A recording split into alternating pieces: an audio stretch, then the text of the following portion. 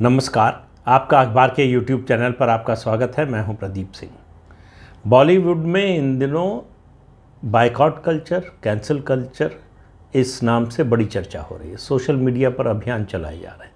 सारी left liberal बिरादरी लग गई है। सारे वामपंथी और इस्लामिस्ट जो है इसमें इस अभियान में जुट गए हैं कि देखो कितना अन्याय हो रहा है, कितना गलत हो रहा है। एथिक्स का सवाल उठाया जा रहा है।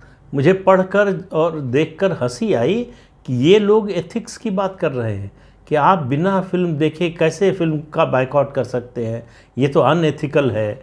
और उसके बाद जो है फिर भावनाएं जगाने की कोशिश, इमोशनल ब्लैकमेल की कोशिश कि इससे हज़ारों लोगों का रोज़गार जुड़ा है, जो कलाकार जुड़े हैं, डिस्ट्रीब्यूटर और दूसरे लोग फिल्म के निर्माण में जो लोग लगे हुए हैं उनके रोज़गार का क्या होगा, उनके रोज़गार पर असर पड़ रहा है, रोज़ी रोटी पर असर पड़ रहा है, तो उनके परिवार के बारे में सोचिए।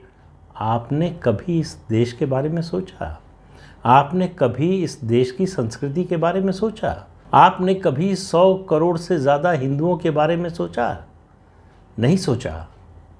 आपको लगा कि ये ऐसी कौम है जिसके ऊपर कोई भी अत्याचार करो, जब 1000 साल की गुलामी सह सकते हैं तो हम क्या, हम कुछ भी कहें, कुछ भी बनाएं, कुछ भी बोलें, सब बर्दाश्त करेंगे। वही जो परिवर्तन हुआ है यही हुआ है। वो हिंदू जो अभी तक, वो सनातनी जो अभी तक सब कुछ बर्दाश्त करता था, उसने कह दिया कि अब और बर्दाश्त नहीं करेंगे। इसकी शुरुआत कैसे हुई? बॉलीवुड का ये जो स्वरूप है हमको देखने को मिल रहा है, जिसका बायकॉट करने की नौबत आई है, इसकी शुरुआत कैसे हुई? पहली मूक फिल्म बनी थी 1913 में, 1913 में। नाम था राजा हरिश्चंद्र। दादा साहब फाल्के ने बनाई थी।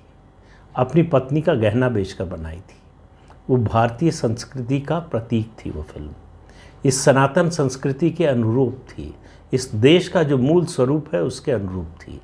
उसके बाद पहली फिल्म बोलने वाली यानी साउंड फिल्म जो बनी 1931 में, आलम आरा, मुस्लिम थीम पर।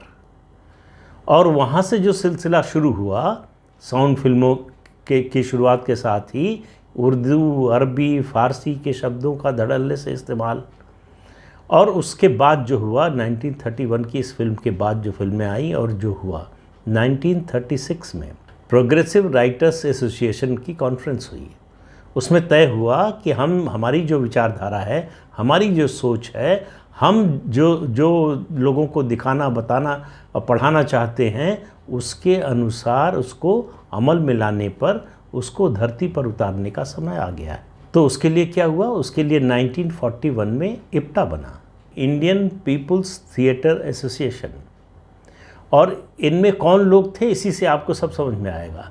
इसमें घोर इस्लामिस्ट और वामपंथी, ये दो लोग थे। उसके बाहर के किसी आदमी की एंट्री भी नहीं थी। और ऐसे ही लेखक चुने गए, ऐसे ही गीतकार चुने गए, ऐसे ही डायरेक्टर चुने गए, ऐसे ही एक्टर चुने गए। और इसमें कोई फ़र्क मत कीजिए कि उसमें हिंदू था कि मुसलमान, उसकी गिनती बिल्कुल मत कीजिए। जो हिंदू थे या मुसलमान थे उससे कोई मतलब नहीं, एजेंडा एक ही था, चाहे हिंदू हो चाहे मुसलमान हो। और वो आज तक है। जो आमिर खान करते हैं वही अजय देवगन और अक्षय कुमार भी करते हैं। भले ही अक्षय कुमार अजय देवगन से प्रधानमंत्री के बड़े अच्छे संबंध हो, लेकिन इनमें और आमिर खान में बहुत ज़्यादा फ़र्क नहीं है। इसलिए बायकॉट का असर इनकी फिल्मों पर भी पड़ रहा है। और ये जो बायकॉट हो रहा है वो इसलिए नहीं हो रहा है कि ये फिल्म में क्या है। लोग कह रहे हैं कि लाल सिंह चड्ढा को देखे बिना आपने, या और फिल्मों के लिए कहा कि देखे बिना बायकॉट कर दिया, दोबारा को देखे बिना बायकॉट कर दिया, ये तो अनएथिकल है। सही बात है। फिल्म को देखकर तो ये नहीं तय कर सकते कि इसको देखा जाना चाहिए कि नहीं।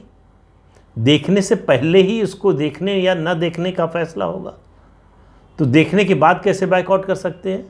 तो सवाल ये है कि बायकॉट किस लिए किया जा रहा है, अब भी आपकी समझ में ही नहीं आ रहा है। आप जो ये रोना रो रहे हैं कि इतने लोग जुड़े हैं इस इंडस्ट्री से, उनका क्या होगा, तो भाई कहीं भी वैक्यूम नहीं रहता। दक्षिण की फिल्में, ख़ासतौर से तेलुगु और तमिल की फिल्में बम्पर रोज़गार कर रही हैं, बम्पर जो है कमाई कर रही हैं। तो उससे जुड़े लोगों का भला हो रहा है, वहाँ विस्तार हो रहा है। तो कहीं कमी तो कहीं ज़्यादा तो होता ही रहता है। तो सवाल ये है कि ये तेलुगु और तमिल फिल्में क्यों नहीं फ्लॉप हो रही हैं, इनका बाइकआउट क्यों नहीं हो रहा है, क्यों इन फिल्मों को देखने के लिए लोग घंटों घंटों लाइन में खड़े होकर टिकट खरीद रहे हैं, और क्यों आपकी फिल्म आती है थिएटर में उसी दिन तय कर लेते हैं कि नहीं जाना है। तो इसके बारे में कुछ तो सोचिए। आप कह रहे हैं कि कंटेंट, फला फिल्म का कंटेंट अच्छा नहीं था, लेकिन इस फिल्म का तो अच्छा था, इसको भी बाइकआउट कर दिया। बाइकआउट इसलिए नहीं किया कि इस फिल्म का कंटेंट अच्छा है या ख़राब है। फिल्में पहले भी फ्लॉप होती रही हैं और सुपरहिट होती रही हैं, ये कोई नया ट्रेंड नहीं है। ये एक मैसेज देने की कोशिश है जिसको समझ नहीं पा रहे हैं। कह रहे हैं कि गलती हो जाती है किसी से, अरे भाई गलती हो गई तो माफ़ी तो मांगो। किसी ने माफ़ी मांगी? पूरी फिल्म इंडस्ट्री से, बॉलीवुड से किसी एक अभिनेता ने, लेखक ने, निर्देशक ने, निर्माता ने माफ़ी मांगी कि हमसे गलती हो गई, हम जो दिखा रहे थे नहीं दिखाना चाहिए था, हम जो बता रहे थे नहीं बताना चाहिए था। और ये फिल्मों में ही नहीं हुआ, ये हमारी पाठ्यपुस्तकों में भी हुआ। NCERT की किताबें जो उस समय बनी थी वो सब आप देख लीजिए, उनमें यही सब पढ़ाया गया है। किस तरह से मुग़लों और मुसलमानों का वर्चस्व दिखाया गया और हिंदुओं और सनातनियों को घटिया दिखाया गया, उनको कमतर दिखाया गया। ये पढ़ाया भी जाता रहा, ये दिखाया भी जाता रहा, ये सुनाया भी जाता रहा, गीतों के माध्यम से, कविताओं के माध्यम से, उपन्यास के माध्यम से, कहानियों के माध्यम से। एक तरह का नैरेटिव खड़ा करने की कोशिश हुई और सफलता मिली, उनको भारी सफलता मिली। हम उस नैरेटिव का मूक समर्थन करते रहे। वो नैरेटिव था हिंदू विरोध का, वो नैरेटिव था सनातन के विरोध का, वो हर उस चीज़ का विरोध था जो भारतीय है, जो भारत से जुड़ा हुआ है, जो भारत की मूल आत्मा है, उससे जुड़ा हुआ है। उससे जुड़ी हर चीज़ को खराब बताओ, घटिया बताओ, उसकी निंदा करो, उसका मजाक उड़ाओ।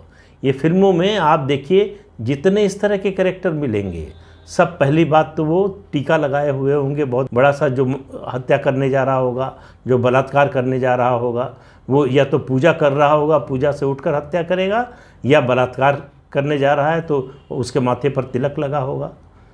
कभी आपको किसी दूसरे मजहब के बारे में एक शब्द देखने को नहीं मिलेगा, और कभी मिलेगा भी तो उसको जस्टिफाई किया जाएगा। एक फिल्म आई थी निकाह, उसमें हलाला जैसी घटिया हरकत को भी, घटिया जो उनकी परंपरा है, परंपरा भी कहना उसको जो है शर्म आती है कहने में, उसको जस्टिफाई किया गया। एक मौलाना को बुला के उससे जस्टिफिकेशन दिलाया गया। तो ये फ़र्क जो विरोध हो रहा है वो इसके लिए हो रहा है।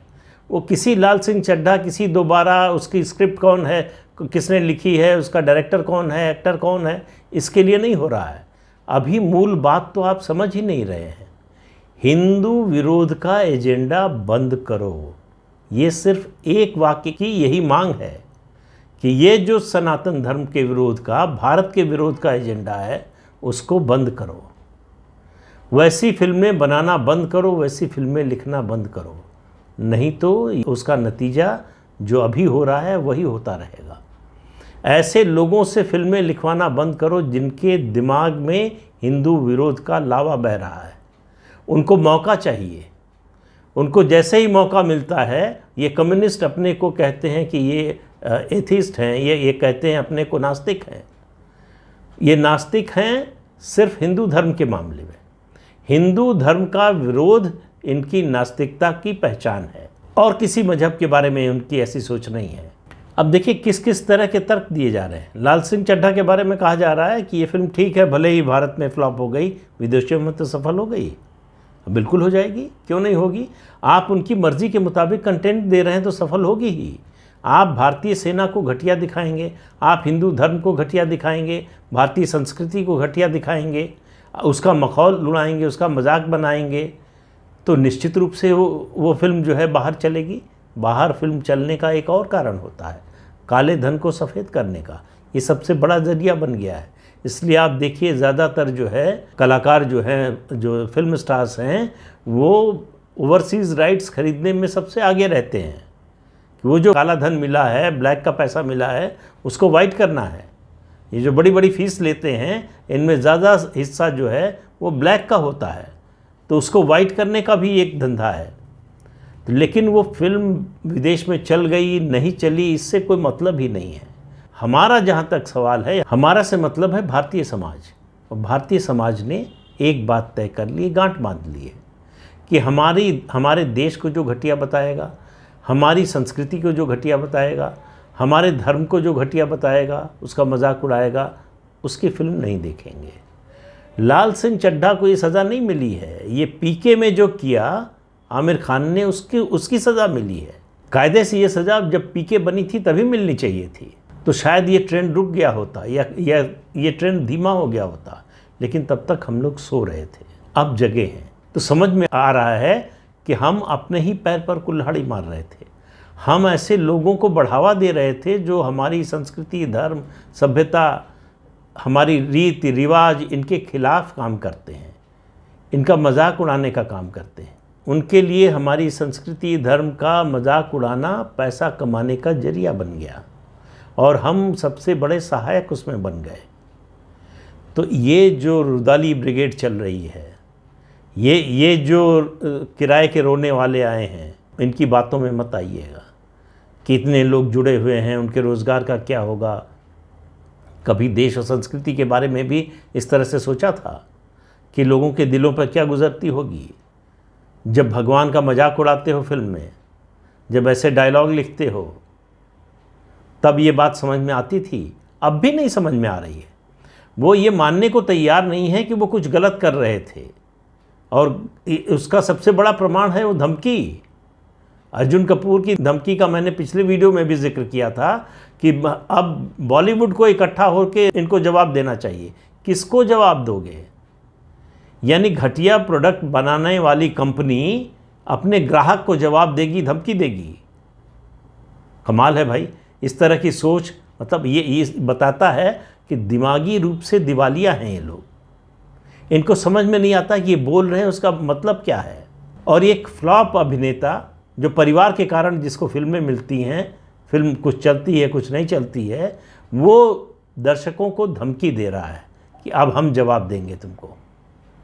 तो जवाब मिल रहा है, अभी और बहुत से लोगों को मिलेगा। इस बात में बिल्कुल ना आइएगा कि इतने लोग जुड़े हुए हैं उनका क्या होगा, क्योंकि आजकल फिल्मों के तमाम राइट्स बिकते हैं। फिल्म केवल थिएटर में नहीं चलती, उसके म्यूज़िक के राइट्स बिकते हैं, उसके जो है ऑनलाइन के जो OTT प्लेटफॉर्म पर बिकते हैं उसके राइट हैं, ओवरसीज़ राइट्स हैं, तमाम तरह की चीज़। अल्टीमेटली फिल्म की जो है कॉस्ट कवर हो जाती है, और जो दूसरे लोग जुड़े हुए हैं उससे फिल्म बनते समय ही उनको उनका पैसा मिल जाता है। तो ऐसा नहीं है कि कोई भूखा मरता है। लेकिन हाँ, सुपरस्टार का जो स्टारडम का जो भूत था वो भारत के लोगों ने उतार दिया है कि हम सुपरस्टार हैं। वही स्टारडम का भूत था जिसने करीना कपूर से बुलवाया कि अगर हमारी फिल्म नहीं देखना चाहते तो मत जाओ थिएटर। तो नहीं जा रहे हैं तो अब रो रहे हैं, भाई तय कर लो जाएं कि नहीं जाएं। तो स्टारडम का भूत की फलां की फिल्म है, फलां सुपरस्टार हैं, फलां बादशाह हैं, फलां किंग हैं, तो उनकी फिल्म तो चलेगी ही चलेगी। उनकी फिल्म को कौन रोक सकता है? वो गुरूर लोगों ने तोड़ दिया है। वो स्टारडम का जो नशा तारी था उसको उतार दिया है, उनको ज़मीन पर ला दिया है। वो तारे ज़मीन पर फिल्म थी ना आमिर खान की, उसी तरह से तारे जो है ये सितारे ज़मीन पर आ गए। इनको अपनी असली हैसियत, अपनी असली औकात पता चल गई कि जो कुछ है वो दर्शक है। अच्छी स्क्रिप्ट होगी, अच्छी एक्टिंग होगी, अच्छा लेखन होगा, अच्छी फोटोग्राफी होगी, टेक्निकली अच्छी फिल्म बनी होगी, और किसी का मजाक उड़ाने के मकसद से, किसी एजेंडे के मकसद से नहीं बनी होगी, तो चलेगी, लोग देखेंगे। लेकिन अगर पहले से तय है कि हमारा एजेंडा क्या है और उसी एजेंडा पर फिल्म बनेगी, तो आपको पता चलेगा कि उसका हश्र वही होगा जो लाल सिंह चड्ढा और दोबारा का हुआ, और आने वाले समय में और होने वाला है। और ये ज़रूर होना चाहिए। किसी भी परिवर्तन के लिए ज़रूरी है यथास्थिति को तोड़ना। अगर आप यथास्थिति को तोड़ेंगे नहीं तो बदलाव होगा नहीं, और बदलाव इसी दबाव से होगा। कोई नहीं कह रहा कि आप हिंदू धर्म के जयकारे पर फिल्म बनाइए, लेकिन हिंदू धर्म का मजाक तो मत उड़ाइए।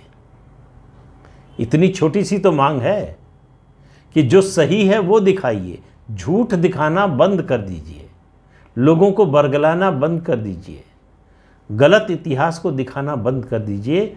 सम्राट पृथ्वीराज फ्लॉप हो गई। क्यों फ्लॉप हो गई? जो कहा जाता है कि ये सरकार ने अभियान चलाया इसलिए लाल सिंह चड्ढा, दोबारा, ये सब फिल्में फ्लॉप हो रही हैं, तो वो तो सरकार के करीबी लोगों ने बनाई थी, वो क्यों फ्लॉप हो गई?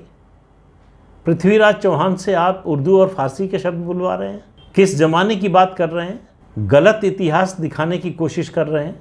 पृथ्वीराज रासो जिसके आधार पर ये बनी फिल्म, उसकी ऑथेंटिसिटी पर ही सवाल है। इसमें जो बातें कही गई वो कितनी सच हैं, इसी पर सवाल है। तो कंटेंट इज़ किंग, चाहे फिल्म हो चाहे मीडिया हो। कंटेंट खराब होगा तो नहीं चलेगा। खराब कंटेंट को अभी तक लोग चला रहे थे, अब लोगों ने बंद कर दिया उसको चलाना। सिर्फ इतना फ़र्क पड़ा है। किसी स्टार से, किसी हिंदू से, किसी मुसलमान से किसी को कोई लेना देना नहीं। सिर्फ एक बात से लेना देना है कि सच दिखाओ और इस देश का और इस देश की संस्कृति का उपहास करना बंद कर दो। अब इतनी छोटी सी मांग है, ये इनकी समझ में नहीं आ रही है, तो फिर भुगतने के लिए तैयार रहें। तो इस अंक में इतना ही। अगले अंक में फिर मिलेंगे किसी और मुद्दे के साथ। तब तक के लिए इजाज़त दीजिए। आपसे अनुरोध है कि चैनल देखिए, शेयर कीजिए, लाइक कीजिए और सब्सक्राइब ज़रूर कीजिए। नमस्कार।